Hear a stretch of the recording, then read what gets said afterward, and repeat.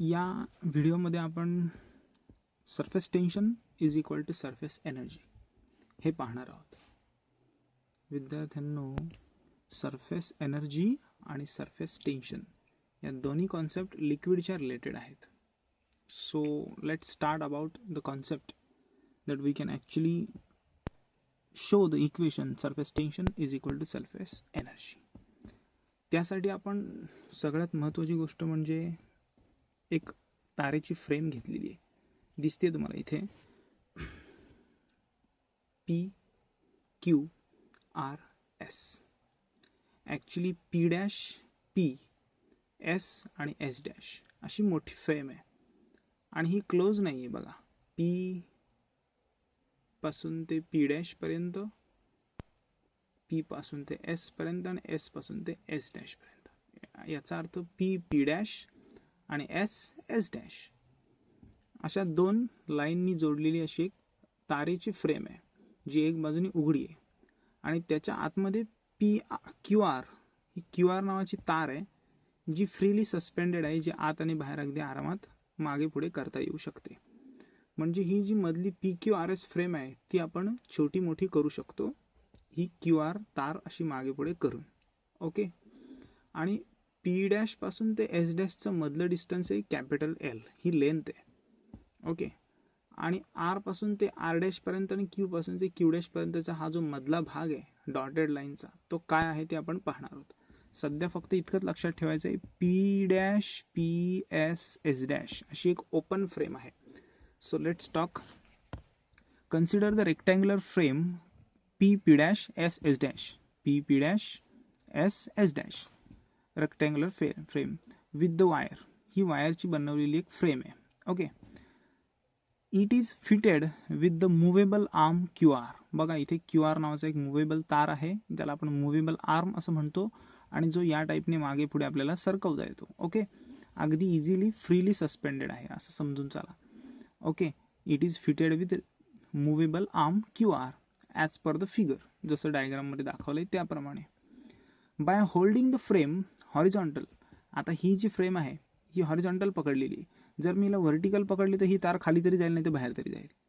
त्यामुळे आपण हॉरिझॉन्टलच पकडणार आहोत, व्हर्टिकल पकडणार नाही आहोत. ओके. सो अशी पकडायची ना. आता आपण ती सोप बबल्समध्ये आपण सोप सोल्युशनमध्ये बुडवणार आहोत. Okay. So let start. By holding the frame horizontal and deep in soap solution. साबणाच्या एखाद्या सोल्युशनमध्ये ही हॉरिझॉन्टल फ्रेम बुडवली. QRची जी पोझिशन होती ती आत्ता इथे दिसते तिथेच आहे. ओके. या पोझिशनला ठेवून बुडवली. Take out. A film of soap solution will be form within the boundaries PQRS. जसं की आपण याच्यामध्ये साबणाच्या सोल्युशनमध्ये ही बुडवली की PQRS इथपर्यंत क्लोज फिल्म आहे. बरोबर आहे. ही एक रेक्टँग्युलर शेप आहे, याच्या आतमध्ये साबणाची फिल्म तयार होईल. फिल्म तुम्हाला माहितीच आहे, ज्याच्यातून आरपार आपण पाहू शकतो अशी साबणाची फिल्म तयार होईल. ओके. फेसची. And each frame experiences the inward force due to the film. आता काय होणार आहे, QR वर फोर्स येणार आहे बिकॉज या तीन ज्या साईड आहेत बाकीच्या त्या कॉईलच्या मेन साईड्स आहेत आणि ही आहे ती मुव्हेबल आहे. जेव्हा आपण आतमध्ये फिल्म याच्यामध्ये येते त्यावेळी आतल्या बाजूला ती खेचते संपूर्ण चारही बाजूंना, पण खेचून आत येण्यासाठी या तीन बाजूंवर इतका फोर्स येतो की त्या स्टेबल असल्या कारणाने जागा सोडत नाहीत. मग जास्त फोर्स या QR वर येतो. Am I right. ती आतल्या बाजूला खेचली जाते F इतक्या फोर्सनी. ओके. सो इनवर्ड पूल असं दिलं आहे. या फिल्मला दोन साईड आहेत, पलीकडची साईड आणि अलीकडची side. So each frame experiences the inward force due to the film. Under the action of this force arm QR, हा जो QR आहे तो मूव्ह टुवर्ड द PS. तो PS कडे जायला बघतो आतल्या बाजूला बिकॉज फिल्म आतल्या बाजूला असते, ती खेचायला पाहते. पुढे due to the inward pull. Okay. This arm QR is actually moving towards the PS because the internal film is completely cover the distance and completely spread all over the rectangular frame PQRS, and that's why the QR is actually trying to move inside toward the PS due to the soap solution. This force is given by, and look at that, this force is actually towards moving right there in. So हा जो force आहे तो कुठल्या फॉर्म्युलाने दाखवला जातो तर तेच आपल्याला काढायचं आहे. तर हा फोर्स काढण्याच्या अगोदर आपण एक सरफेस टेन्शनचा फॉर्म्युला बघणार आहोत. हा बघा सरफेस टेन्शनचा formula force per unit length. Okay, जसं आपण फोर्स अप्लाय करू एका विशिष्ट लेंथवर तसं टेन्शन वाढत जातं. जसं की ही एक तार आहे, या तारेवर जर मी इथे मॅक्झिमम फोर्स दिला पर्टिक्युलर लेंथवर, जशी लेंथ वाढत जाईल तसा फोर्स त्याप्रमाणे प्रपोर्शनमध्ये बदलत जाईल आणि टेन्शनसुद्धा बदलत जाईल. छोट्या दोऱ्यावर जास्त फोर्स दिला तर टेन्शन जास्त असेल, मोठा दोरा असेल जास्त फोर्स दिला जास्त टेन्शन असेल. त्या पद्धतीने ते टेन्शन अप डाऊन होतं जशी लेंथ बदलत जाते. म्हणजे force per unit length is equal to tension. पण हा जो फॉर्म्युला आहे तो एका स्ट्रेट लाईनच्या दोऱ्याबद्दल होतो. फिल्मच्या बाबतीत जर फोर्सचा फॉर्म्युला बघितलात किंवा टेन्शनचा फॉर्म्युला बघितलात तर फिल्मला 2 साईड असतात, त्यामुळे इथे 2L घ्यावा लागतो. हा इतकाच फरक आहे. ओके, म्हणजे टेन्शनचा फॉर्म्युला फोर्स अपॉन 2L आहे आणि वर्क डनचा फॉर्म्युला सगळ्यांना माहिती आहे, फोर्स इंटू डिस्प्लेसमेंट म्हणजे FDX. ओके, हे 2 फॉर्म्युले खूप महत्त्वाचे आहेत आणि हेच आपल्याला लक्षात ठेवायचे आहेत. आणि सरफेस एनर्जीचा पण फॉर्म्युला लक्षात ठेवा, DW work done related with this per unit area. Work done per unit area हा एनर्जीचा फॉर्म्युला आहे जो सरफेस एनर्जीचा आहे आणि हा सरफेस टेन्शनचा आहे. ओके, आपल्याला प्रूफ करायचं की surface tension is equal to surface energy, T is equal to E, हे आपल्याला विचारलेलं आहे. ओके, आणि आपल्याला हे प्रूफ पण करायचं आहे. हे 3 जास्त महत्त्वाचे फॉर्म्युले आहेत या डेरिव्हेशनसाठी. So let start. बघूया आता आपण काय करतोय. फिल्म टेकआउट केली आहे. Each frame experiences the inward pull due to the film and under the action of this force QR move toward the inward pull. आणि हा ज्या फोर्सने आतमध्ये खेचला जातो तो फोर्स काढण्यासाठी आपण पहिल्यांदा टेन्शनचा फॉर्म्युला घेतो. आत्ताच म्हणालो टेन्शनचा फॉर्म्युला काय, फोर्स पर युनिट लेंथ, पण 2L का तर 2 साईड असतात म्हणून. ओके, बघा the film surface has 2 sides, त्यामुळे किती 2L असं आपण इथे घेतलेलं आहे. ओके, आता प्रॉब्लेम असे की हा 2L आहे तो डिव्हिजनचा इकडे मल्टिप्लायला जाणार. So 2L into T. So there we go, I am just writing the same formula. 2L आहे तो इकडे जाणार म्हणजे फोर्सचा फॉर्म्युला काय आला, T into 2L. Okay, simply हा इकडे फिरला. त्यानंतर काय होतं बघा, to increase the surface area of the film, the arm QR is pulled outward by applying the outward force. आता आपल्याला हा जो फिल्मचा एरिया आहे PQRS हा वाढवायचा आहे. वाढवण्यासाठी हा जो इनवर्ड पूल आहे त्याला वाढवण्यासाठी आपण बाहेरच्या बाजूला ही तार खेचणार आहोत. कितीच्या फोर्सनी, एक्झॅक्टली इक्वल आणि अपोजिट फोर्सनी बाहेरच्या बाजूला खेचणार. कुठपासून, Qला Q' पर्यंत आणि Rला R' पर्यंत. अर्थात ही QR आहे ती आता QR राहिली नसून Q' R' इथपर्यंत खेचली. याचा अर्थ एरिया आता PQ' R' इतका मोठा झाला, बरोबर आहे. आणि डिस्प्लेसमेंट DX इतकी झाली, R पासून ते R' पर्यंत, राईट. मग एक्स्ट्रा Q' R' हा एक नवीन रेक्टँगल तयार झाला जो ॲडिशनली फिल्मची एरिया वाढवायला लागला. फाईन. म्हणजे आता आपण जे काय केलं ते इथं लिहिलं बघा, काय, to increase the surface area of the film the arm QR is pulled outward, बाहेरच्या बाजूला आपण खेचला by applying the outward force. Okay, by distance किती कव्हर केलं, DX जे इथे दिलेलं आहे, right. Okay, from position P'Q'. Okay, आता आपण P'Q' पर्यंत आलेलो होतो. तर बघूया Q' R' या नवीन पोझिशनला आपण आता आलेलो होतो. So let's talk about here. Work is done to pull it out. आता ह्या फिल्मला किंवा या फिल्मचा एरिया इन्क्रीज करण्यासाठी आपण ही जी QR नावाची आर्म होती ती बाहेरच्या बाजूला खेचली. याचा अर्थ वर्क डन केलं. आणि वर्क डनचा फॉर्म्युला इथे तुम्हाला आता सांगितलं आहे, DW is equal to FDX, force into displacement is equal to work done. So इथे आपण तो फॉर्म्युला घेतलाय बघा, work done DW is given by F into DX. Okay, तो घेतला आपण फॉर्म्युला, फोर्स इंटू डिस्प्लेसमेंट, याला इक्वेशन 2 म्हणायचं. ओके, मग आता बघूया आपण काय करतो इथे. तर मी फॉर्म्युला घेतला वर्क डनचा, work done is equal to F into DX. Okay, या अकॉर्डिंग विथ इथे फॉर्म्युला घेतलेला आहे DWचा, राईट. आणि आता आपण काय करणार, Fची व्हॅल्यू इथे आलेली आहे ती इक्वेशन 1ची 2 मध्ये पुट करणार. सो हा इक्वेशन 1 आहे आणि हा इक्वेशन 2 आहे. Fची व्हॅल्यू आपण Fच्या ठिकाणी टाकणार. So DW is equal to Fची व्हॅल्यू काय, T into 2L. So T2L into काय, DX. ओके, इथपर्यंत आलो. आता आपण काय करणार आहोत, नीट प्रॉपर लक्ष द्या. ही आपली लेंथ आहे L, म्हणजे ही ॲक्च्युली या नवीन रेक्टँगलची लेंथ आहे आणि ही त्याची ब्रीड्थ आहे. Length into breadth is equal to area of rectangle, length into breadth. मग आपण तो काढणार आहोत. मग तो काढण्यासाठी इथे आपल्याला फॉर्म्युला घ्यावा लागणार. ओके, मग आता लेंथ किती आहे याची, तर लेंथ आपली 2L आणि ब्रीड्थ आहे DX. इथे बघा L इंटू DX म्हणजे length into breadth is equal to area. म्हणजे एरियाचा फॉर्म्युला आपल्याला मिळाला काय, लेंथ इंटू ब्रीथ. मग लेंथ किती आपली, तर लेंथ आपल्याकडे किती आहे, एल आहे, आणि ब्रीथ किती आहे, डी एक्स आहे. मग आपण काय लिहिलं, एल इंटू डी एक्स. हा आपला एरिया आला. म्हणजे एल इंटू डी एक्स यांचं मल्टिप्लिकेशन केलं तर आपल्याला ए मिळतो. म्हणजे एक्झॅक्टली आता आपण काय करणार आहोत, या ठिकाणी हे पहा, F dash D X Y formula, डिस्प्लेसमेंटचा formula 2L into T into D X. आणि आता आपण काय करणार आहोत, 2L डी एक्स म्हणजे डी ए डेल्टा आहे. मग आता आपली ही लेंथ होती, ती लेंथ आपली 2L आहे आणि ब्रीथ आहे एवढी. म्हणजे 2L इंटू डी एक्सचा अर्थ होतो डेल्टा ए अर्थात एरिया. मग आपण हे दोन गोष्टी काढणार आणि एरिया टाकणार. म्हणजे याचा अर्थ काय येईल, तर डेल्टा ए आपलं ह्या दोघांच्या रिप्लेसमेंटमध्ये जाईल. म्हणजे याचा अर्थ आपण इथे लिहिणार D W is equal to T dot काय, D A. Okay, change in, म्हणजे या दोघांची व्हॅल्यू आपण डी ए टाकली. त्याच्यानंतर डी ए तो मल्टिप्लायचं डिव्हिजनला जाणार. So D W upon D A is equal to T which is a tension. याला म्हणतात सरफेस टेन्शन. ओके, मग सरफेस टेन्शनचा नवीन formula work done per unit time, okay, per unit area. But आपल्याला इथे सरफेस टेन्शनचा फॉर्म्युला नसून हा एनर्जीचा फॉर्म्युला आहे. Work done per unit area is equal to surface energy. म्हणजे याचा अर्थ काय, work done store in the form of energy. Therefore dw upon dA is equal to T, but dw upon dA म्हणजेच कोण, E, आणि हा T जसा तसा. Therefore surface tension is equal to surface energy. It's proof. So there we go. Here also they have done the same one.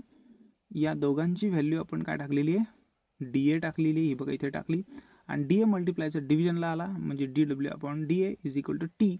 Okay, surface टेन्शनचं चौथं equation आलं. आणि आपण त्याच्या पुढे जाऊन बघतोय, तर D W is equal to T into D A, right. But D W stored in the form of potential energy. म्हणजे याचा अर्थ काय, D W upon D A हा जो मल्टिप्लायचा डिव्हिजनला गेला इथे, हा टेन्शन तर आहेच, पण हा संपूर्ण वर्क डन आहे तो एनर्जीच्या फॉर्ममध्ये स्टोअर होतो. मग देअरफॉर काय, वर्क डन अपॉन एरिया हा जो आला आहे तो फॉर्म्युला, तो T is equal to work done upon area, आणि हा वर्क डन आहे तो एनर्जीच्या फॉर्ममध्ये स्टोअर होतो, म्हणून T is equal to E. ह्याला आपण ईने रिप्लेस केला आहे. So therefore surface tension is equal to surface energy. ज्यांना नाही कळलं त्यांनी फक्त लक्षात घ्या पहिल्यांदा फोर्सचा फॉर्म्युला. ओके, ॲक्च्युली हा फोर्सचा फॉर्म्युला टेन्शनच्या फॉर्म्युलावर आला आहे. हा डिव्हिजनचा मल्टिप्लायला गेला, फोर्सचा फॉर्म्युला आला. नंतर वर्क डनचा फॉर्म्युला आला, इक्वेशन 1 आहे तर 2 मध्ये पुट केला, लेंथ इंटू ब्रीथ एरिया टाकली, एरिया डिव्हिजनला गेला, work done per unit area आला. हा work done in the form of एनर्जीमध्ये स्टोअर होतो, म्हणून याला एनर्जी नाव दिलं आणि तो इथे रिप्लेस केला. It's quite simple derivation. Fine. नवीन क्वेश्चन आहे, obtain an expression for the surface tension of a liquid which is completely wet the solid. किंवा दुसरा प्रश्न आहे, obtain an expression for the rise in liquid of capillary आणि height विचारलेली. याचा अर्थ, प्रश्नाचा आधी अर्थ समजून घ्या. असं एक्सप्रेशन शोधा कशाचं, सरफेस टेन्शनचं, of a liquid with capillary completely wet the solid. आता ही जी कॅपिलरी आहे ती सॉलिडनी बनलेली आहे, आणि असं लिक्विड आहे ह्याच्यामध्ये की जे सॉलिडला कम्प्लीट वेट करतं, ओलं करतं. ओके, अळूच्या पानावर पाणी बघा अजिबात राहत नाही, याचा अर्थ तो वेटच करत नाही त्या सॉलिडला. M I right. म्हणजे असं कुठलं एक्सप्रेशन आहे सरफेस टेन्शनचं जे लिक्विड कम्प्लीट सॉलिडला वेट करतं. किंवा दुसरा असा प्रश्न आहे की एखादी कॅपिलरी जर तुम्ही एखाद्या लिक्विडमध्ये बुडवलीत, तर बुडवल्याच्या नंतर ते लिक्विड कॅपिलरीमध्ये वरवर चढतं. कॅपिलरी म्हणजे एखादी ट्यूब काचेची, त्याच्यात वरवर चढतं, आणि वर चढल्यानंतर ओरिजिनल हाईट आणि कॅपिलरीमध्ये राईज झालेल्या लिक्विडची हाईट, या दोघांमधला जो एच आहे हा हाईट आहे, तो हाईट आपल्याला काढायला सांगितलं आहे. ओके, म्हणजे आपल्याला या केसमध्ये हाईटचं पण एक्सप्रेशन काढायचं आहे आणि सरफेस टेन्शनचं पण एक्सप्रेशन काढायचं आहे, आणि त्यासाठी शेजारी दिलेली डायग्राम आहे ती प्रॉपर तुम्हाला पाहावी लागणार आहे. So let's observe the diagram. Fine. Look at the diagram. The diagram is consisting a capillary is emerge inside the water. एक कॅन आहे, त्या कॅनमध्ये तुम्हाला वॉटर दिसतंय या इथपर्यंत हाईट लेवलला, आणि त्याच्यामध्ये आपण एक कॅपिलरी डीप इन केलेली आहे.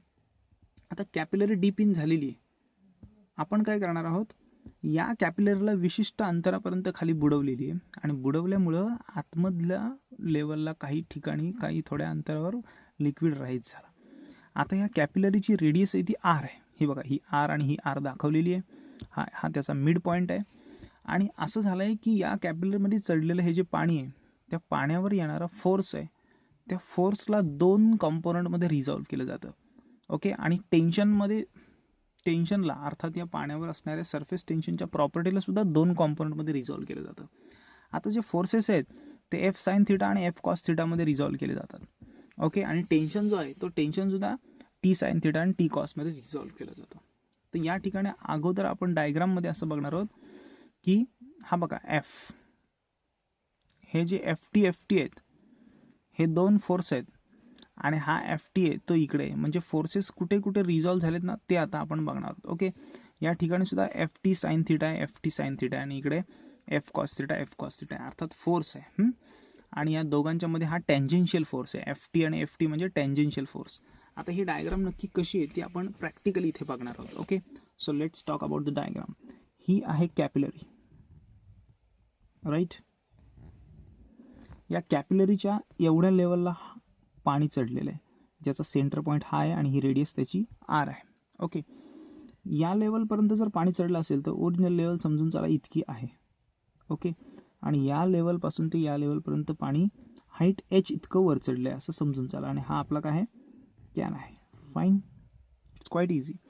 पुढे या केसमध्ये आपण काय करणार आहोत, पाणी ज्या ठिकाणी चढलंय त्या ठिकाणी पाण्यावर एक टेन्शनचा फॉर्म्युला आहे. You look at that. या ठिकाणी फोर्स अप्लाय झाला आहे. तो हा जो फोर्स आहे तो 2 ठिकाणी अप्लाइड होतो, एक बाजूला इकडे आणि एक बाजूला इकडे. The force is resolve into 2 component, एक एफ साइन थिटा आणि एफ कॉस थिटा आणि एफ कॉस थिटा. ओके. या टाईपने हा जो फोर्स आहे तो रिझॉल्व्ह आहे. मग आता आपण तो कसा लिहिणार, तर इथे बघा हे फोर्सेस आहेत एफ साइन थिटा आणि एफ साइन थिटा. हे हॉरिझॉन्टल डायरेक्शनला इक्वल अँड अपोजिट जातात. ओके. दोन्ही बाजूला same support, equal and opposite. Okay. त्यामुळे हे एकमेकांना कॅन्सल करतात.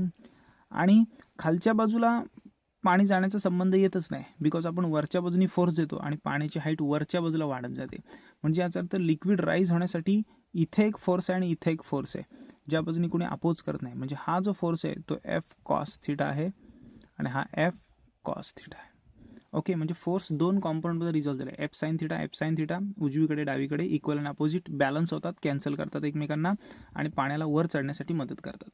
आता पाण्याला वर चढण्यासाठी मदत करणारा फोर्स एकच आहे, एफ कॉस थिटा आणि F cos theta vertically upward.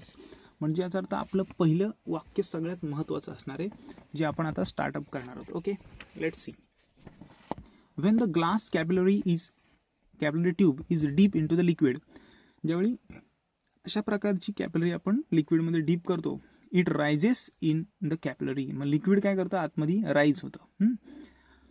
दुसरं वाक्य बघा महत्त्वाचं, अगेन्स्ट द ग्रॅव्हिटी सांगितलं. म्हणजे पाणी ग्रॅव्हिटी खालच्या बाजूला असते आणि पाणी वरवर जातं. म्हणजे अगेन्स्ट द ग्रॅव्हिटी कॅपिलरीमध्ये पाणी आता वरवर चढायला लागलंय. नीट व्यवस्थित लक्ष दिलं तर कळेल.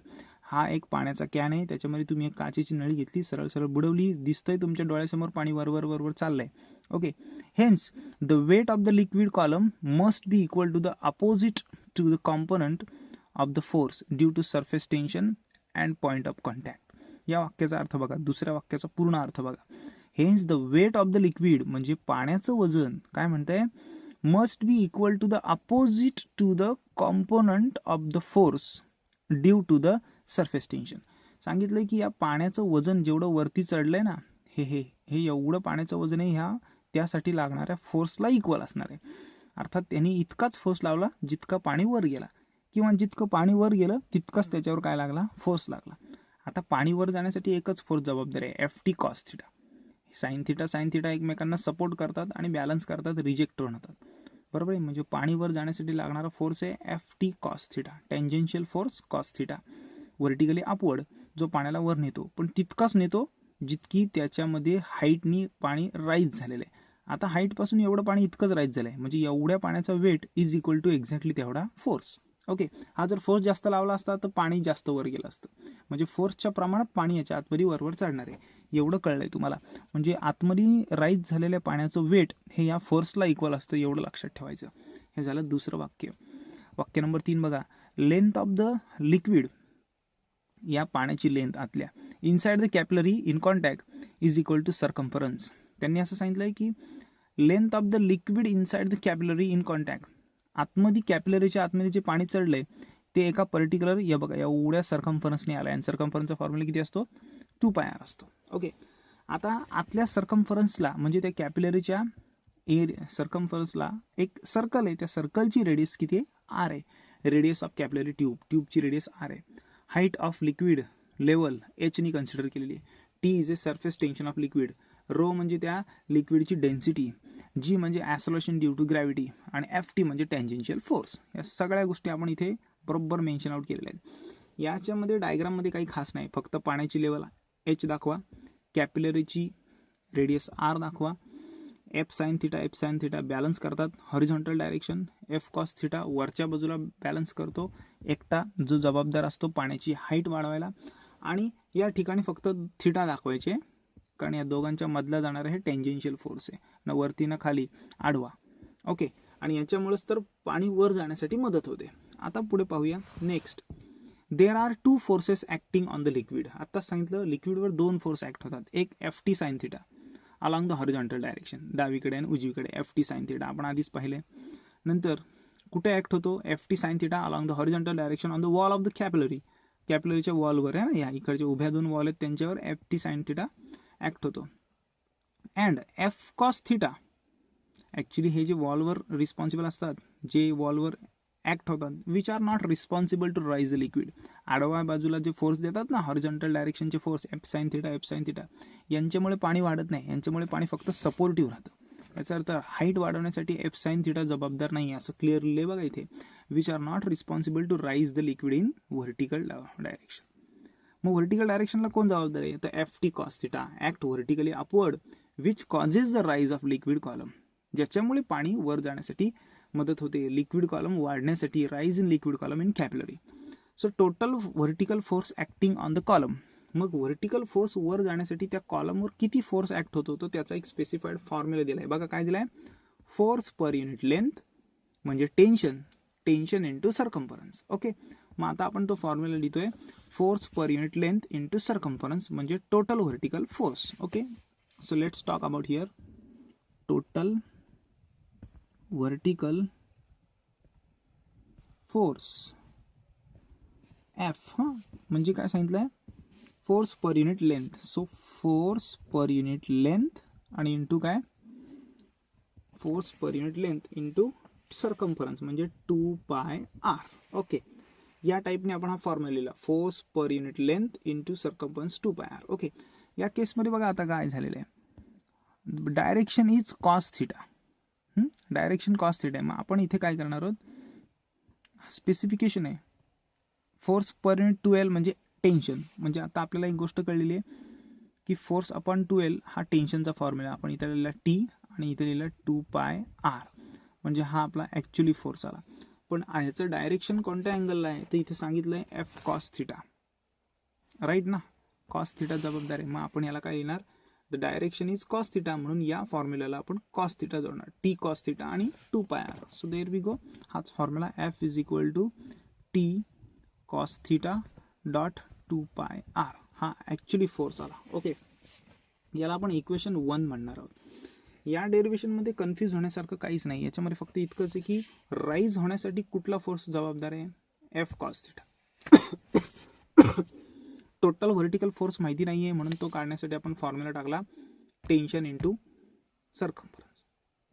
टेन्शनचा formula 2L, F upon 2L into 2πr. F upon 2L म्हणजे टेन्शन, 2πr जसा आहे तसा, डायरेक्शन होतो कॉस थिटा, म्हणून आपण याला T कॉस थिटा जोडला, बाकी काहीच नाही आहे. ओके, 2πr पर्यंत आलो. आता आपल्याला पुढची महत्त्वाची गोष्ट बघायची, या केसमध्ये फोर्स टँजेन्शियल आहे पण व्हर्टिकली अपवर्ड आहे, त्यामुळे tangential force vertically upward. Okay, vertical direction. But the upward force balances the weight of the liquid which is equal and opposite. आत्ताच सांगितलं की हा जो फोर्स वरती जाणार आहे तो कुणाला इक्वल असतो, तर या वर चढलेल्या पाण्याच्या वेटला इक्वल असतो. ओके ना, म्हणजे हा वरचा जाणारा फोर्स आहे तो ह्या वेटला इक्वल आहे. हे आत्ताच आपण पाहिलं, कारण जितका फोर्स तितकंच पाणी वर जाणार, म्हणजे the force is actually equal to the weight of the water. मग आपण काय करणार आहोत, वेटचा फॉर्म्युला घेणार, weight is equal to mg. मग आता हे कॅल्क्युलेशन कसं, त्याआधी हे इक्वेशन आपण बॅकवर्डला लिहून घेऊया. Okay, so let's write about the equation. काय होतं, total vertical force F is equal to T cos theta into 2πr. Okay, हे आपलं इक्वेशन 1 होतं. आणि आता आपण कॅल्क्युलेशनला वेटचा फॉर्म्युला काढणार आहोत. ओके, कारण हा फोर्स आहे तो एक्झॅक्टली वेटला इक्वल आहे, म्हणजे हा फॉर्म्युला आपण इक्वेशन 1 ठेवला आणि आपण नवीन फोर्सचा फॉर्म्युला शोधणार. हां, तर force is equal to what, तर फोर्सच्या ऐवजी आपण आता जितका फोर्स तेवढाच वेट, बरोबर आहे. मग वेटचा फॉर्म्युला आता शोधून काढूया आपण. ओके, तर बघूया वेटचा फॉर्म्युला शोधून काढता येतोय का. Force is equal to weight. आता वेटचा फॉर्म्युला काढण्यासाठी डब्ल्यू इज इक्वल टू काय घेतला, mg घेतला. ओके, हा घेतला W is equal to mg. आणि काय केलं, m ची व्हॅल्यू शोधून काढली. आता m ची व्हॅल्यू कशी शोधायची, तर डेन्सिटीचा फॉर्म्युला घ्यायचा, मास अपॉन व्हॉल्यूम. व्ही डिव्हिजनचा मल्टिप्लायला गेला म्हणजे m इज इक्वल टू किती आला, रो इंटू व्ही. बट व्हॉल्यूमचा पण फॉर्म्युला घ्यावा लागेल आपल्याला. सो व्हॉल्यूमचा फॉर्म्युला बघा इथं काय, तर रो व्ही जी तर आला m ची व्हॅल्यू. ओके, आणि व्हॉल्यूमचा फॉर्म्युला पाय r स्क्वेअर एच. बघा आता हा एरिया आहे पाय आर स्क्वेअर, 2πr आणि स्क्वेअर हा एरिया आहे, हा कडून द्या. सर्कलचा एरिया आहे पाय आर स्क्वेअर आणि हाईट आहे h, म्हणजे सर्कम्फरन्स इंटू हाईट, म्हणजे एवढ्या एरियाचा व्हॉल्यूम येणार. म्हणून आपण व्हॉल्यूमचा फॉर्म्युला काढला. म्हणजे याचा अर्थ व्हॉल्यूम काय घेतला, V is equal to pi R square म्हणजे एरिया ऑफ द स्क्वेअर आणि इंटू काय हाईट किती आहे h. पाय आर स्क्वेअर एच हा व्हॉल्यूमचा आला. हा व्हॉल्यूम जर मी इथे टाकला तर m ची व्हॅल्यू किती आली, m is equal to rho into pi R square h. ही m ची व्हॅल्यू आली आणि ही m ची व्हॅल्यू आपण इथे टाकणार आहोत. ओके, म्हणजे w म्हणजे weight is equal to rho pi R square H, rho pi R square h आणि हा g. हा जो वर्क डनचा फॉर्म्युला आला याला आपण इक्वेशन नंबर 2 नाव देऊया. आणि 1 आणि 2 तसा विचार जर केला तर ही 2 ची व्हॅल्यू ती इथे टाकली तरी चालणार आहे, म्हणजे वेटच्या ठिकाणी. आता फोर्स म्हणजेच वेट, मग एफच्या ठिकाणी मी हा pi r rho pi R square h g टाकणार आणि त्याला हा इक्वल दाखवणार. राईट, सो बघूया. हे बघा इथे दाखवलं आहे, आपण डब्ल्यूची व्हॅल्यू काढली pi R square H rho G इतकी काढली, बरोबर आहे. आता ही जी व्हॅल्यू ती इक्वेशन 3 मध्ये दिसते, ही डब्ल्यूची व्हॅल्यू इथे टाकली तर पाय आर स्क्वेअर मिळाला. आता वर्क डन हा वॉटरच्या वेटला इक्वल असतो. तर बघा आता फ्रॉम इक्वेशन 1 आणि 2 आर इक्वल आणि अपोजिट. इक्वेशन 1 हा इतका आहे आणि इक्वेशन 2 हा अपोजिट आहे, कारण जेवढा फोर्स तेवढाच वेट. मग फोर्सची ही व्हॅल्यू आहे ती एक्झॅक्टली इक्वल ह्या वेटला असते, म्हणून आपण ही फोर्सची व्हॅल्यू लिहिली T cos. Weight of the water is equal to force.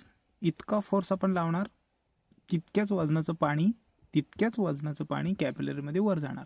आता वेटची व्हॅल्यू आपण काढली row pi R square h जी आणि फोर्सची व्हॅल्यू आपल्याला इक्वेशन 1 मध्ये मिळाली होती, ही आपल्याला इक्वेशन 2 मध्ये मिळाली. 1 आणि 2 आपण सेम दाखवले म्हणजे एफची व्हॅल्यू आपण टी कॉस थिटा दाखवली 2πr आणि एफ हा याला इक्वल आहे जो वेटला आहे आणि वेट आपण आत्ताच काढलं एवढं, म्हणजे हा इक्वेशन आणि हा इक्वेशन 1 आणि 2 सेम झाले जे आपण इथे सेम दाखवले. आता हाईट काढायची आपल्याला म्हटल्यानंतर हाईट एच तसा ठेवला टी कॉस थिटा 2πr आणि हे मल्टिप्लायचे सगळे डिव्हिजनला, जी पण जाईल आर स्क्वेअर पाय आणि रो, मग लिहिला रो पाय आर स्क्वेअर आणि जी. एच लिहिला नाही, एच इथेच आहे. हा एचचा फॉर्म्युला झाला. या केसमध्ये हा आर जाईल, यातला आर स्क्वेअर जाईल, हा पाय जाईल, यातला एक पाय जाईल, बाकी काहीच जात नाही. मग काय राहिलं तर height is equal to 2t cos theta, 2t cos theta आणि आपण काय राहिलं रो आर जी किंवा आर रो जी काही दिलं ते चालेल, रो आर आणि जी. हा आपला हाईटचा फॉर्म्युला झाला. एम आर आय टी एवढ्या हाईटला लिक्विड कॅपिलरीमध्ये राईज होईल. पण अजून एक इथे क्वेश्चन असा राहतो की टेन्शन किती असेल, तर टेन्शनचा सुद्धा फॉर्म्युला आपण याच्यावरनंच काढू शकतो, याच इक्वेशनवरनं इकडे खाली, की हा टी तसा आहे त्यातून कॉस थिटा 2πr मल्टिप्लायचा इकडे डिव्हिजनला आणायचा, म्हणजे लेफ्ट साईडला काय राहिलं rho pi R square h g, rho pi R square h G upon cos theta 2πr, cos theta 2πr is equal to राहिला टी. ओके, म्हणजे टेन्शनचा फॉर्म्युला हा आला. या केसमध्ये काय राहिलं या केसमध्ये पाय गेले, आर स्क्वेअर गेला, राहिला formula T is equal to rho R H G upon 2 cos theta. म्हणजे टेन्शनचा टीचाही फॉर्म्युला आला हा आणि हाईटचाही फॉर्म्युला आला. बरोबर. या सिमिलर वेने अगदी जसं आहे तसं ह्या दोन गोष्टी सेम दाखवल्या. मल्टिप्लायचं डिव्हिजनला आणले, टी पण काढला आणि आर पण काढला. Quite easy. So this is the actual expression for the rise of liquid in capillary, that actually the height is been given by this way and the tension is also given by this way. Okay, so it's quite easy derivation. Next derivation is derive an expression for the excess pressure inside the liquid drop. Laplace law. हा derivation 3 मार्काला बोर्डाला येतो आणि या केसमध्ये एक liquid drop आहे. या प्रश्नामध्ये खूप मोठं सायन्स आहे, बघा जरा. Derive an expression for the excess pressure, जास्तीचा pressure inside the liquid drop. समजा हा पाण्याचा एक ड्रॉप आहे ज्याची रेडियस आहे आर, तर त्याच्या आतमध्ये जे प्रेशर आहे ते एक्सेस प्रेशर किती आहे आणि जर असेल तर त्याचा फॉर्म्युला काय आहे, एक्सप्रेशन काय, तर ते आपल्याला विचारलं आहे. ॲक्च्युली जसजसा बबल्स पाण्याचा मोठा मोठा होत जातो, अगदी पाण्याचा असेल, सोप बबल्स असेल, शॅम्पूचा असेल, कुठलंही एखाद्या सोपी लिक्विड सोल्युशनच्या बद्दल असलेला कुठल्याही प्रकारचा फेसाचा एखादा बबल्स, पाण्याचा असेल, लिक्विड ड्रॉपही असेल, या प्रत्येकाच्या डेन्सिटीप्रमाणे आतला प्रेशर आणि बाहेरचं प्रेशर बदलतं. Simply easy. म्हणजे जर तुम्ही सोप सोल्युशनचे बबल्स असे हवेमध्ये उडवलेत तर त्या बबल्सला ऑटोमॅटिक स्पेरिकल शेप येते. मग आतमधल्या हवेचं प्रेशर आणि ॲटमॉस्फेरिक प्रेशर याच्यामध्ये फरक पडतो. मग आपल्याला तेच शिकायचं आहे याच्यामध्ये की आतमध्ये जर प्रेशर असेल तर ते वाढतं की कमी होतं, आणि जर वाढत असेल तर एक्सेस प्रेशर असेल, मग त्याचा फॉर्म्युला सांगा. कारण बाहेरचं प्रेशर मेंटेन राहतं, जे ॲटमॉस्फेरिक प्रेशर असतं ज्याला आपण पी नॉट म्हणतो. हा पी ओ फॉर आउटसाईड आणि P I for inside, pressure inside and pressure outside. Okay, चला मग आता आपल्याला प्रश्न जो विचारला आहे की इनसाईड प्रेशर किती असतं असेल तर एक्सेस प्रेशरचा फॉर्म्युला सांगा लिक्विड ड्रॉपच्या आतला. ओके, मग त्यासाठी आपण एक सिस्टमॅटिक डायग्राम काढलेली आहे, दिसते का? ही आहे डायग्राम. हा एक ओरिजिनल ड्रॉप आहे, त्या ड्रॉपची रेडियस आहे आर आणि इंटरनल प्रेशर आहे पी आय. ओके, आणि या बाहेरच्या सर्कलचं काय आहे ते आपण आता इथे बघणार आहोत. ओके, सो बघूया. The free surface drop of the bubble drop, एखादा सरफेस ड्रॉप असेल किंवा बबल्स असेल, is in the spherical shape. त्यांनी असं सांगितलं आहे की अशाच वेळी तुम्ही एक्सेस प्रेशर काढा फॉर्म्युला जेव्हा तो एखादा ड्रॉप फ्री सरफेसमध्ये असा हवेमध्ये उडत असेल, फ्रीली सस्पेंडेड असेल, ओके, स्पेरिकल शेपमध्ये असेल तेव्हाचा. मग आपण कन्सिडर केलं पी आय म्हणजे काय, तर pressure inside the drop of liquid, आतलं प्रेशर. पी नॉट म्हणजे काय, तर pressure outside the drop of the liquid किंवा ॲटमॉस्फेरिक प्रेशर. महत्त्वाची गोष्ट आर म्हणजे रेडियस, जे radius of the drop of bubbles आहे. आणि महत्त्वाची गोष्ट अशी की प्रेशर इनसाइड असतं ते जास्त असतं आणि ॲटमॉस्फेरिक प्रेशर नेहमी कमी असतं. स्पिअरच्या बाबतीत आतमध्ये असलेली एन्क्लोज झालेली हवा असते, त्या हवेचं प्रेशर जास्त असतं कारण तिच्यावर ह्या बबल्सनी काय दिलेला असतो, प्रेशर दिलेला असतो. त्यामुळे बाहेरच्या प्रेशरचा पी नॉट आणि इंटरनल प्रेशर या दोघांची कंपॅरिझन केली तर पी नॉट आतला हा जास्त असतो आणि बाहेरचा हा कमी असतो. ओके, मग जर मला प्रेशरचा एक्सेस प्रेशर काढायचा असेल की आतल्या आणि बाहेरच्या प्रेशरमधला फरक, की बाबा बाहेरचं जर प्रेशर इतकं असेल तर आतला प्रेशर कितीने जास्त आहे, तर मला या प्रेशरमधनं हा प्रेशर मायनस करायला लागेल, P I minus P not, तर मला चेंज इन प्रेशर मिळेल. सो हा बघा त्यांनी विचारलं की एक्सेस प्रेशर कसा काय फाइंड आउट केला जाऊ शकतो, तर internal pressure minus external pressure, P I minus P naught, आणि ह्याचंच उत्तर आपल्याला काढायचं आहे. Okay, so shall we start. Let see. Let the radius of drop increase from R to R plus delta R.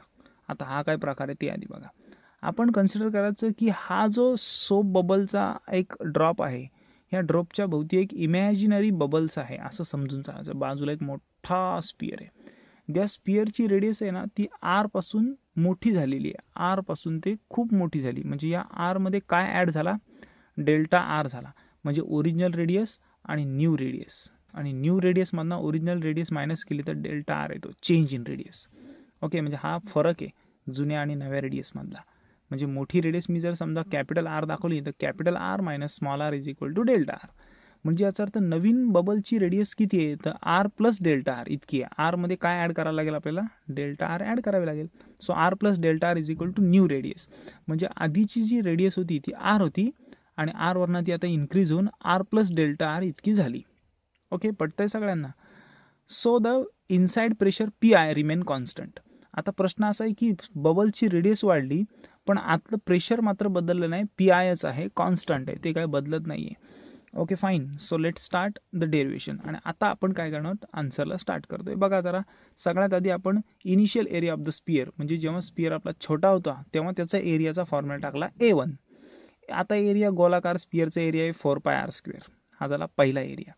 आणि फायनल एरिया आपण A2 दाखवणार आहोत, जो रेडियस वाढल्याच्या नंतरचा आहे. म्हणजे आरची व्हॅल्यू आपण आर न टाकता आर प्लस डेल्टा आर इतकी टाकणार आहोत. ओके, म्हणजे दोघांचे दोन एरियाज आपण आता टाकणार. ओके, आणि मग डेल्टा ए, मग change in. So this is the area of first circle and this is the area of second. दोन सर्कलचे आय मीन दोन स्पियरचे आपण एरियाज लिहिणार आहोत. सो पहिला एरिया बघा, पहिल्याची रेडियस आर होती तर एरिया 4πr² होता. आता दुसऱ्याची radius R plus delta R आहे. सो एरिया पण 4π आणि इथे आरचा स्क्वेअर येते, इथे ह्या होल ब्रॅकेटचा स्क्वेअर येणार. काय येणार मग, आर प्लस डेल्टा आरचा स्क्वेअर. हे दोन एरिया आपल्याला सरफेसचे मिळाले. मग आता आपल्याला चेंज इन एरिया काढायचं आहे. So delta A is equal to A2 minus A1. It means final area minus initial area. Okay fine. इथे बघा आपण डेल्टा ए काढतोय A2 मायनस A1. आता A2ची व्हॅल्यू ही आली, ती टाकली आणि मायनस A1 आला. मग आपण आता दोन्ही व्हॅल्यूज टाकणार आहोत. Okay, so let's put the values.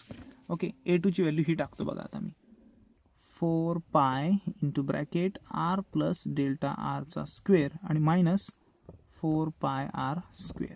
Right, या दोन गोष्टी टाकल्या. दोघांमध्ये 4π कॉमन आहे, तो आपण पहिल्यांदा लिहून घेणार आहोत. सो लिहिला 4π कॉमन आणि ब्रॅकेटमध्ये काय लिहिलं, आर प्लस डेल्टा आरचा स्क्वेअर मायनस किती, r². ओके, आता हा जो फॉर्म्युला आहे ए प्लस बी होल ब्रॅकेटचा स्क्वेअर, हा बघा असा आहे. सो ए प्लस बी होल ब्रॅकेटचा square, A² plus 2AB plus B². या टाईपने, म्हणजे या ब्रॅकेटचं आपल्याला या टाईपने एक्सपान्शन करायला लागणार. सो आपण तेच करतोय बघा, 4π इंटू ब्रॅकेट आरचा square, r² plus 2 into R into delta R, 2 into R into delta R आणि प्लस डेल्टा आरचा स्क्वेअर आणि हे मायनस r². ओके, हे क्लिअरली एक्सपान्शन आपण केलं आहे. हा प्लस r² आहे, हा मायनस r² आहे. ओके, सो हे प्लस आणि मायनस कॅन्सल झाले. बघा, प्लस आणि मायनस कॅन्सल झाले आणि कॅन्सल झाल्यानंतर उरलेला सगळा पार्ट आपण इथे लिहून घेतला. ओके, हा काय पार्ट आहे तो आता बघू. आणि 4π यालाही मल्टिप्लाय करायचं आणि यालाही मल्टिप्लाय करायचं आहे. सो आपण तेच करतोय, जरा लक्ष द्या. बघा, 4π into bracket 2r delta R plus delta आरचा स्क्वेअर, एवढं बाकी राहिलेलं आहे. बरोबर आहे. आता आपण याने याला आणि याने याला मल्टिप्लाय करणार. Okay, so let start. See 4π into 2r, so 4 2 जा 8, नंतर πr आणि हा delta R plus 4π delta R square, 4π delta R square. इथपर्यंत आलो आपण. Simply easy. या केसमध्ये कुठल्याही प्रकारचं कॉम्प्लिकेशन्स नाही आहेत. If delta R is very small, म्हणजे चेंज इन रेडियस जर खूप लहान असेल तर ही शेवटची टर्म आहे ती निग्लेक्ट केली जाते. मग आपण याच्यामध्ये हा डेल्टा आर न लिहिता काय करणार आहोत, निग्लेक्ट करणार आहोत. मग बघूया आता, हा डेल्टा आर स्क्वेअर जर निग्लेक्ट केला, डेल्टा आर जर निग्लेक्ट केला तर काय टर्म राहते. ओके, तर बघूया. हा जो डेल्टा आर आहे ह्याची व्हॅल्यू आपण फक्त टाकायची किती, 0, निग्लेक्ट करायची. मग बघा काय राहते, 8πr डेल्टा आर. ह्या डेल्टा आरची टाकायची नाही, ह्याचीच फक्त टाकायची. प्लस 4π इंटू 0, म्हणजे ही टर्मच गेली 4π 0 0. म्हणजे याचा अर्थ एक्झॅक्टली चेंज इन एरिया आपल्याला किती मिळाला, 8πr डेल्टा आर. ओके, इथपर्यंत मिळाला. आपल्याला काय विचारलं आहे, इंटरनल एक्सेस प्रेशर विचारलं आहे, म्हणजे PI मायनस P0 हे विचारलेलं आहे. ओके ना. मग आता ते काढण्यासाठी आपण पुढे जातोय. बघा, सरफेस टेन्शनचा फॉर्म्युला जो सरफेस एनर्जीला इक्वल असतो. सरफेस टेन्शनचा formula actually force upon area आहे. फोर्स पर युनिट लेंथ इतका आहे, पण work done per unit area आपण मागाशी surface tension is equal to surface एनर्जीमध्ये दाखवला. म्हणजे सरफेस टेन्शनचा फॉर्म्युला DW अपॉन DA आपण असा घेणार आहोत. So let's talk about the surface tension. बघा, surface tension is equal to DW upon DA. DA मतलब डेल्टा आहे हा इथे. मग ह्याची व्हॅल्यू ही आहे, ती उचलायची आणि इथे डेल्टा एमध्ये टाकायची. So T is equal to DW upon what, 8πr delta R. Am I right. ही आपण व्हॅल्यू इथे पुट केली, ही पहा. आणि ही पुट केल्याच्या नंतर आपल्याला नवीन फॉर्म्युला घ्यायचा आहे. हा जो आहे तो डिव्हिजनचा इकडे मल्टिप्लायला फिरवायचा आहे, म्हणजे DWची नवीन व्हॅल्यू मिळते ही अशी. ओके, मग चला आपण आता ह्याला आपण डिव्हिजनचा मल्टिप्लायला घेऊया. So DW is equal to T into bracket 8 pi R delta R. हा DWचा वर्क डनचा नवीन फॉर्म्युला आपल्याला मिळाला, जो इथे तुम्हाला इथे दिसतोय. ओके, आता वर्क डनचा फॉर्म्युला काय आहे तर फोर्स इंटू डिस्प्लेसमेंट आहे. हा फोर्स इंटू डिस्प्लेसमेंट. डिस्प्लेसमेंट म्हणजे ही डेल्टा आर इतकीच झाली होती, त्यामुळे आपण आता नवीन वर्क डनचा अजून एक फॉर्म्युला घेणार आहोत. जबकि इथे जो आलाय त्याला आपण इक्वेशन 1 नाव देऊया. मग वर्क डनचा दुसरा फॉर्म्युला काय आहे तर वर्क डनचा दुसरा फॉर्म्युला आहे फोर्स इंटू डिस्प्लेसमेंट. ओके, मग फोर्सचा मी change in force into change in radius. As per the equation work डनचा formula T into bracket 8 pi R delta R इतका आपल्याला मिळाला आहे. हा फॉर्म्युला आपण आतापर्यंत डेरिव्ह करून आणलेला आहे. पण ओरिजिनल वर्क डनचा फॉर्म्युला आहे फोर्स इंटू डिस्प्लेसमेंट, जबकि फोर्स DF आहे म्हणजे चेंज इन फोर्स आहे, आणि डिस्प्लेसमेंट डेल्टा आर, कारण आतल्या रेडियस पासून मोठ्या रेडियस पर्यंत डेल्टा आर इतकीच डिस्प्लेसमेंट झालेली आहे. ओके, पण आता आपल्याला हे दोन इक्वेशन 1 आणि 2 लेफ्ट साइड इक्वल आहे म्हणून राईट साइड इक्वल दाखवता येणार नाहीत, कारण आपल्याला DF ची व्हॅल्यू माहिती नाहीये. मग आपण आधी DF ची व्हॅल्यू शोधून काढणार. आता DF म्हणजे एक्सेस फोर्स. मग एक्सेस फोर्सचा फॉर्म्युला काय तर इथे एक्सेस फोर्सचा फॉर्म्युला सांगितला आहे excess pressure into surface area. हा, सरफेस एरिया म्हणजे 4 पाय आर स्क्वेअर हा त्या सर्कलचा एरिया असणार, आणि एक्सेस प्रेशर आपल्याला माहिती आहे PI upon PI minus P0. मग आपण आधी DF शोधून काढूया. ओके, DF चा फॉर्म्युला काय एक्सेस प्रेशर हा आणि इंटू काय एक्सेस प्रेशर इंटू एरिया. मग आता फॉर्म्युला टाकूया DF चा. DF is equal to excess pressure म्हणजे PI मायनस P0, आणि एरिया आपला किती आहे 4 पाय आर स्क्वेअर. हा एरिया आला. हा DF चा ऍक्च्युली फॉर्म्युला मिळाला आपल्याला, म्हणजे आपल्याला DF ची व्हॅल्यू मिळाली ती इथं टाकायची आता इक्वेशन 2 मध्ये DF च्या ठिकाणी, बरोबर आहे, आणि ती आपण टाकूया आणि मग आपल्याला काय मिळतंय ते बघूया. सो ही DF ची व्हॅल्यू उचलायची, ही एवढी मोठी, आणि या DF च्या ठिकाणी इक्वेशन 2 मध्ये टाकायची, म्हणजे इक्वेशन 2 चं परिपूर्ण कॅल्क्युलेशन आपल्याला मिळेल. मग बघूया इक्वेशन 2 कसा बनतोय ते. So DW is equal to okay DF ची व्हॅल्यू किती आली PI minus P0 4 pi R square. हा DF झाला, आणि इंटू हा डेल्टा आर पुढचा जसाच्या तसा. ही जी टोटल व्हॅल्यू आहे त्याला आपण इक्वेशन नंबर 3 नाव देऊया. म्हणजे हा DW आहे तो इथून आला जे कॅल्क्युलेशन करून आलं, आणि हा DW जो होता जो आपण डेरिव्हेशन वरून आणला होता. 1 आणि 3 हे दोन गोष्टींची लेफ्ट साइड सेम आहे म्हणून राईट साइड पण आपण आता सेम दाखवणार आहोत. ओके, तर मला आधी ही व्हॅल्यू आपण लिहून घ्या. T is equal to 8 pi R delta R. Okay, so let's write 8 pi R delta R, right, ही व्हॅल्यू, आणि ब्रॅकेटच्या बाहेर होता T. हा पहिला वर्क डनचा फॉर्म्युला, आणि दुसरा वर्क डनचा फॉर्म्युला जो आता आपण डिराईव्ह करून आणला हा, एम आय राईट, तो आता आपण इथे टाकणार आहोत, जो बघा इथे आपल्याला दिसतोय PI minus P0 4 pi R square delta R. So आपण टाकूया PI मायनस P0 बरोबर आहे 4 pi R square delta R, 4 pi R square delta R. एवढा मोठा फॉर्म्युला टाकलेला आता आपण. ओके फाईन, या केसमध्ये इथपर्यंत आपण ते फॉर्म्युला टाकले.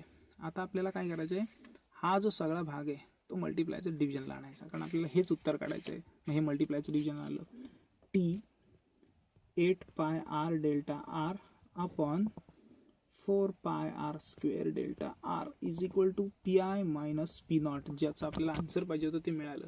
पण या केसमध्ये काही गोष्टी कॅन्सल होतात, त्या पहिले आपण कॅन्सल करूया. 4 1 4, 4 2 8, pi pi cancel, R square R cancel, delta R cancel. मग राहिलं काय तर इथे फक्त राहिला 2T, आणि इथे राहिला फक्त R. बाकी सगळं कॅन्सल झालंय, म्हणजे याचा अर्थ 2T upon small r is equal to PI minus P0. It is an excess pressure, so you may write down PI minus P0 is equal to 2T upon R. So it is an excess pressure of the bubbles that you might know about. The same formula has been calculated by the same derivative.